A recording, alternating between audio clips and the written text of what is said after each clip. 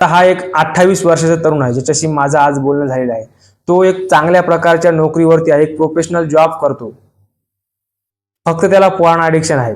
मग त्याचे side effect काय झाले, त्याला दररोज मास्टरबेशन केल्याशिवाय त्याला झोप येत नाही. आता आता त्याला इरेक्शन येत नाही.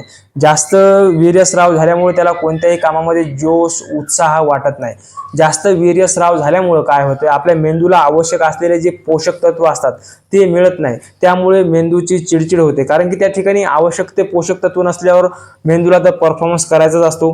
आपल्यालाच ना, आपल्याकडे त्या अत्यावश्यक गोष्टी नसते आणि त्या जर प्रेझेंट करायच्या असल्या तर आपली सुद्धा चिडचिड होते. तसंच मेंदूचं सुद्धा होते. त्याची स्मरणशक्ती ही एक प्रकारची विशेष पॉवर आहे मेंदूकडं, आणि ते जर मेंदूला जर अत्यावश्यक ते घटक ते वीर्याची परिणती होऊन भेटत असतात. त्यामुळे आपल्या जीवनामध्ये तेज, तप, पुरुषार्थ, पराक्रम ह्या गोष्टी वीर्यामुळे असतात. त्याच्यामुळं महर्षी दयानंद सरस्वती, आधुनिक ऋषी, हे सांगतात की तरुणांनी जर ब्रह्मचर्य पालन जर केलं तर त्यांचं शारीरिक आणि मानसिक दोन्ही प्रकारचं बळ वाढेल.